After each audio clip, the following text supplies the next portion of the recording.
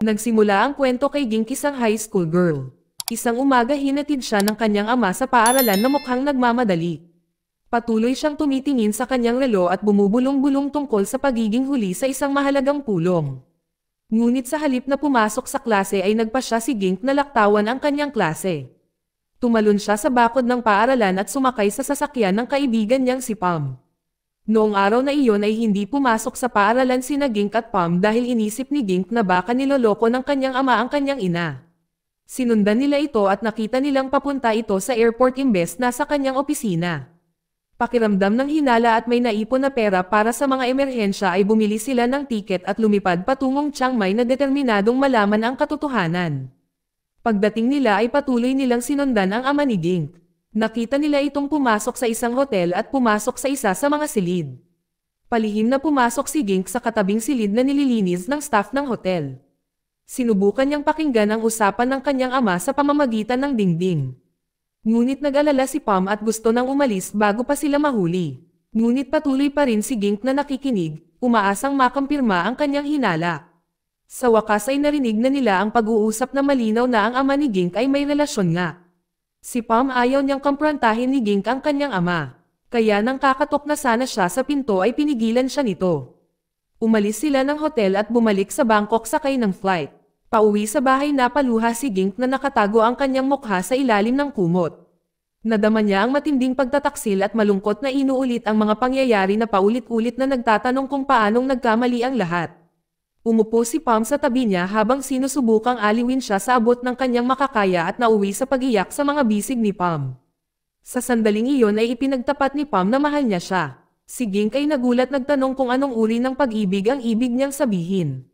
Sinabi sa kanya ni Pam na mahal niya siya bilang isang kaibigan. Mas mabuti na raw kung ganoon para hindi sila mag-away o magkahiwalay. Nang marinig itong si Gink ay lalo pang umiyak. Sa kabila ng kanyang mga luha ay bumalik sila sa kanilang pang-araw-araw na buhay sa paaralan at nanatiling malapit na magkaibigan. Hindi nagtagal, nagsimulang makipag-date si Gink sa isang lalaki na nagngangalang Louis. Kahit na may nobyo na siya, nanatiling matatag ang pagkakaibigan nila ni Pam. Matagal pa rin silang magkasama sa pagkanta habang naghapunan, habang naglalakbay at kahit na nagbabahagi ng masasayang sandali tulad ng pagliligaw ng magkasama. Makalipas ang ilang taon, noong 2019 na pareho silang dumalo sa isang wedding, si Gink na kumanta sa event habang si Pam ay nakatayo sa crowd kasama ang kanyang mga kaibigan. Ang kanyang mga kaibigan ay nagtanong kung paano ang kanyang relasyon kay Gink ay umunlad mula sa malapit na kaibigan tungo sa isang bagay na mas higit pa. Nagsimulang sabihin sa kanila ni Pam ang tungkol sa kanilang nakaraan noong 2017. Kung kailan si Gink katatapos lang ng 8 taong relasyon kay Louis. Noong mahirap na panahong iyon si Pam ay laging nandyan para kay Gink. Tuwing kailangan niya ito ay binibisita siya nito sa bahay na nagpapasaya sa kanya sa pamamagitan ng isang kanta at muling nagpapangiti sa kanya. Isang araw habang si Gink ay nasa recording studio, biglang sinabi sa kanya ng singer na ang pag-ibig ay aksaya lang ng oras. Tumango si Gink na naniniwala at ipinangako sa sarili na hindi na siya makikipag-date kahit kanino. Sa susunod na araw habang si Gink at Pam ay sumasakay sa kanilang bike. Tinanong ni Pam kung seryoso ba siya sa pagsuko sa pag-ibig. Sumagot si Gink na naniniwala pa rin siya na may mabuting lalaki sa labas na naghihintay para sa kanya. Ang mukha ni Pam ay lumiwanag na may malaking ngiti nang marinig niya iyon. Noong 2018 si Gink ay nagsimulang makipag-date sa isang bagong lalaki, isang music producer na nagngangalang Ted. Isang gabi nagpunta si Gink sa isang party kung saan parehong panauhin si Pam at Ted. Si Ted ay napakasaya kaya hiniling niya kay Gink na samahan siya sa entablado at kumanta. Ngunit habang gumaganap si Gink ay nawala siya sa kanyang balanse at nahulog sa entablado. Nang dumating ang ambulansya, sinabi ng paramedic na isang tao lang ang maaaring sumama kay Gink. Parehong gusto ni Ted at Pam na sumama ngunit pinili ni Gink si Ted. Sinabi niya sa kanyang kaibigan na manatili sa likod at magsaya sa party. Kahit na nasasaktan siya, pinapanood lang niya silang dalawa at sinusubukang itago ang kanyang pagkabigo. Nang maglaon ay nagbakasyon si Pam kasama ang kanyang kasintahan sa Yamar, kahit na sila ay magkasama hindi pa ganap ang puso ni Pam sa relasyon nila. Dahil hindi niya maiwasang isipin ang tungkol kay Gink at ang kanyang nararamdaman para sa kanya. Nang biglang tinawagan siya ni Gink, at sinabing hindi maganda ang kanyang pakiramdam at hindi pa siya nagka-period.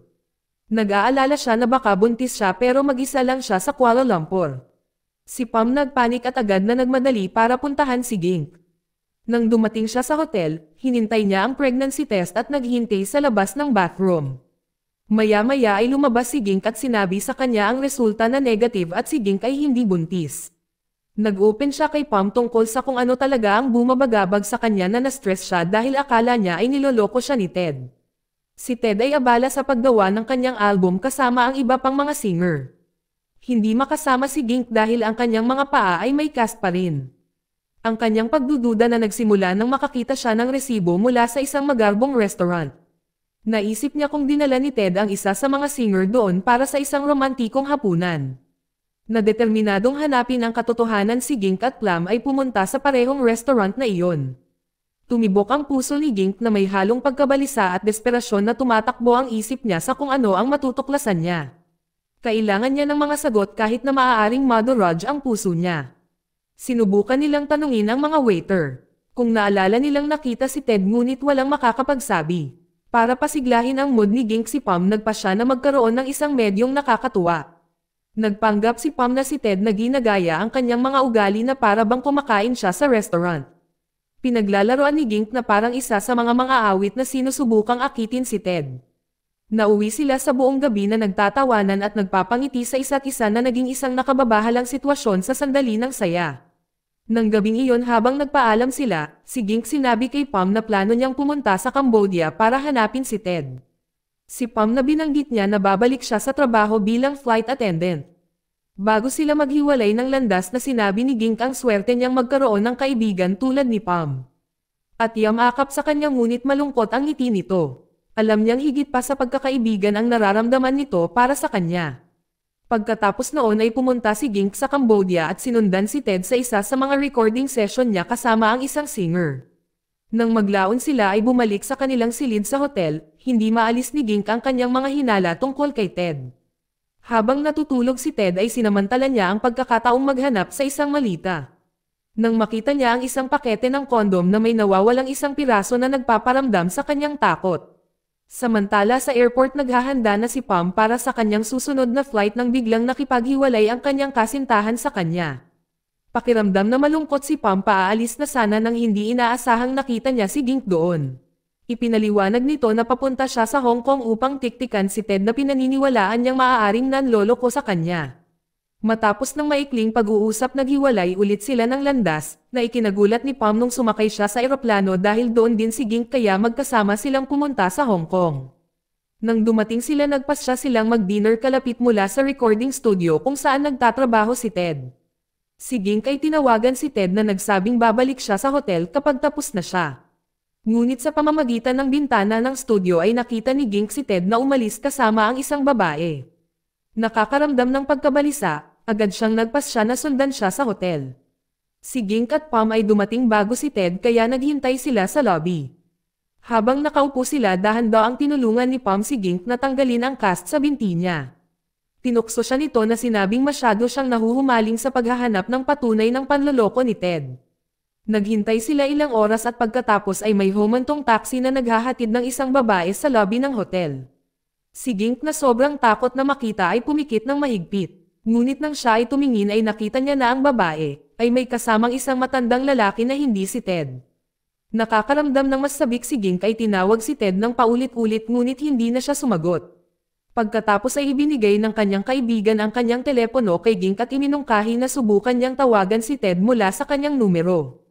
Sa pag-aakalang maaaring sagutin ni Ted ang isang tawag mula sa hindi kilalang numero. Tama ang kutob ni Pam na kinuha kaagad ni Ted ang tawag, nang marinig ang boses ni Ted na binaba ni Gink ang tawag at tahimik na umupo doon. Sa wakas ay nakumbinsi siya na si Ted ay may itinatago sa kanya. Pagkalabas ng hotel sumakay sila sa isang double-decker bus. Si Gink ay tahimik lang habang nakatingala sa langit. Masyadong nasaktan si Gink at hindi na napigil ang muling maisip ang imahe ni Ted na may kasamang ibang babae sa kanyang isipan. Nang dumaan ang bus sa isang malaking billboard biglang tumayo si Gink sa kanyang upuan at inabot at hinawakan ang billboard. Si Plum ay mabilis pinabalik ang bus at kinuha niya si Gink. Pinakalma ni Pam si Gink na parang ayaw na nilang bumitaw. Dahil sa pangyayari na ito nahuli silang dalawa ng pulis. Matapos kumalma si Gink, si Pam ay kailangan ng umalis dahil maaga ang flight niya kinabukasan. Pero ayaw mag-isa ni Gink dahil siya ay nasaktan pa rin. Kaya nakapagdesisyon siya na sumama sa kanya pabalik ng Thailand. Unang lumapag ang kanilang eroplano sa Krabi at hiniling ni Gink kay Pam na manatili sa kanya ng kaunti pa. Ngunit si Pam ay may isa pang flight na naka-schedule sa Bangkok mamaya sa araw na iyon. Nanatili si Gink sa Krabi habang ipinangako ni Pam sa kanya na babalik siya upang sunduin siya pagkatapos ng kanyang paglipad. Totoo sa kanyang salita, sa sandaling si Pam ay natapos ang trabaho niya, nagmamadali siyang sumakay ng flight pabalik sa Krabi at dumiretso sa hotel room ni Gink. Pagdating niya, nakita niya si Gink na mukhang pagod na at medyo gulong-gulo kahit na nagawa pa niyang magbiro na ganito dapat ang lahat ng babaeng itinapon niya. Mukhang nakangiting hinawakan ni Pam ang kanyang cosmetic box at dahan-daang nilagyan siya ng kanyang makeup para maging fresh ang itsura niya. Pagkatapos mag-freshening, lumabas sila ng hotel at nagpas siyang maglakad sa kalapit na gubat. Habang naglalakad sila, si Gink sinabihan si Pam na itigil man niya ang pagpapalit ng girlfriend kaya madalas daw ay naaawa siya sa lahat ng babaeng naiwan niya. Sa likod ni Pam ay ngumiti lang na hinahayaan ang kanyang mga salita na bumaon. Nang marating nila ang tuktok ng burol ay mapaglarong hiningi ni Gink ang telepono ni Pam at gustong malaman kung ilang babae ang kanyang na-date. Sa halip na magbigay ng isang diretsyong sagot na tinukso ni Pam siya na parang nagseselos. Nanamula ang pisngi ni Gink nang marinig iyon at mabilis siyang nag-iwas ng tingin. Nagpatuloy sila sa kanilang paglalakbay sakay ng motor na dumaan sa liko-likong daanan. Nang biglang may unggoy na tumalon sa kalsada na ikinagulat nilang dalawa. Napainto si Pam at si Gink ay bumaba ng motor. Sa gulat ay nagsimula siyang tumakbo na takot sa unggoy at baka habulin siya. Ngunit bago pa siya makalayo, tinawag siya ng kanyang kaibigan upang bumalik sa motor. Akala niya ay sumakay na si Gink, ngunit sa halip ay ang unggoy ay nakaupo sa likuran niya. Mabilis niyang pinaikot ang motor para sunduin siya. Habang patuloy silang sumakay, biglang sumakit ang tiyan ni Gink at kailangan nilang huminto malapit sa isang ilog. Napagtanto niyang wala siyang dalang tisyo at mukhang nalilito. Si Pam ay nag-alok sa kanya ng kanyang medyas ngunit tumanggi ito. Kaya naman hinubad ni Pam ang kanyang damit at sinabing gamitin niya ito. Hindi napigilan ni Gink na matawa sa kanyang kabaitan kahit na sa ganoong kalokohan. Nang makabalik sila, si Pam ay nakahubad habang nagmamotor. Nagumuguhit ng mga tingin at tawanan ng mga tao sa kalye. Walang pakialam si Pam dahil masyado siyang nakatutok kay Gink. Buong araw silang magkasama tapos sa tabing dagat ng hapon nakinig sila ng kanta. Ngunit nang marinig ni Gink ang himig na isinulat ni Ted para sa kanya ay sinabi niyang kinasusuklaman niya ito. Na sinusubukang pangitiin ang kanyang kaibigan na gumawa ng mga bagong liriko para sa kanta na ginawa itong isang bagay na kalokohan at magaan ang loob nito ay gumana. Sa wakas si Gink ay napangiti at pareho silang nagtawanan. Habang umupo sila roon at marahang hinawi ni Pam ang buhok ni Gink sa kanyang mukha at saglit na nagtama ang kanilang mga mata. Na para bang huminto ang oras para sa kanila at lahat ay naglaho. Nang sumapit ang gabi ay iminungkahi ni Gink na bumalik sila sa kanyang hotel room. Ngunit bago pumunta doon si Pam ay mabilis siyang huminto sa isang convenience store. Tumayo siya sa counter at nakatingin sa hilera ng kondom na nakahanay malapit sa cashier.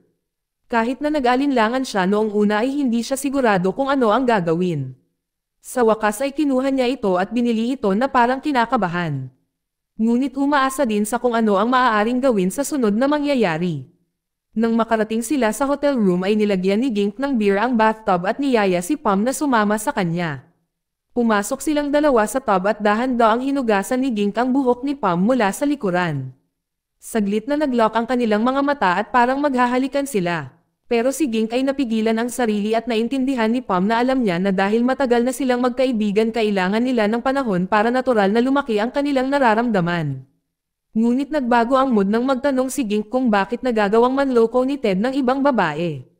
Naikinagalit ni Pam nang mapagtantong backup lang siya sa isang tao.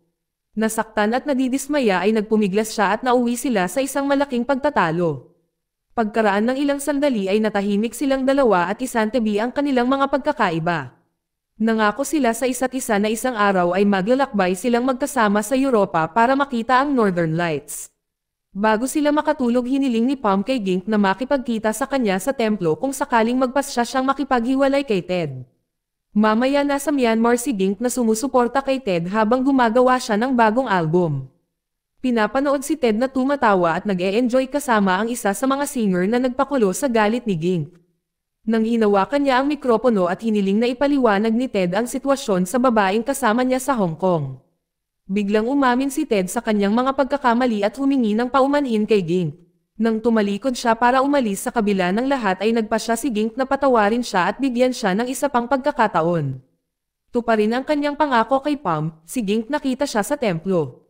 Sinabi niya sa kanya na nagpa siya siyang bigyan si Ted ng isa pang pagkakataong umaasa na magbabago. Ang puso ni Pam ay lumubog nang marinig niya ang mga salitang iyon ay pinagsisihan niya na hindi lamang siya naging kaibigan ni Gink noong bata pa sila.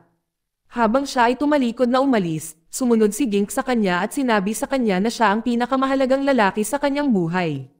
Ngunit si Pam ay nasasaktan na marinig ang salita ni Gink kaya nagpa siya siyang umalis. Kahit na tinatawag siya ni Gink na umiiyak hindi na siya lumingon. Pagkatapos ng araw na iyon ay hindi na sila nagkita. Isang araw habang namimili sa supermarket kasama si Ted, si Gink ay narinig niya ang isang kanta na nagpapaalala sa kanya kay Pam. Ito ang parehong kanta na pinakinggan nila sa beach.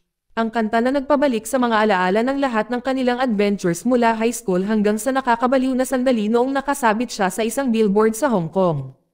Naisip niya kung paano laging nandyan si Pam para sa kanya sa pinakamahirap na sandali ng kanyang buhay. At napagtanto niya kung gaano niya ito na-miss. Hindi nagtagal matapos makita ni Gink si Pam na nagbibisikleta ng mag-isa ay tumakbo siya para abutin siya at nang sa wakas ay maabot niya ito. Sinabi niya sa kanya na siya ay nakipaghiwalay kay Ted. Si Pam ang unang tanong ay kung si Ted ay nanloko muli sa kanya. Ngunit sinabi ni Gink na hindi iyon ang dahilan kung bakit. Ipinaliwanag niya na nagpa siya siyang pumunta sa Europa kasama niya upang makita ang Northern Lights tulad ng ipinangako nila. Sinabi niya kay Pam na hindi na niya gustong maging kaibigan lang. Gusto niyang pakasalan siya dahil napagtanto niyang mahal niya ito ng buong puso. Sa huling eksena ng pelikula na ikinwento ni Pam sa kanyang mga kaibigan ang buong kwento ng ang kanyang 10 taong relasyon kay Gink. Ang kanyang mga kaibigan ay napaiyak sa lahat ng ibinahagi niya. Pagkatapos ay lumapit si Pam kay Gink at tinanong siya kung saan ang singsing na ibinigay niya sa kanya. Si Gink na nakakaramdam ng takot na tumawag para sa tulong at hindi nagtagal ay hinahanap ng lahat sa party ang singsing.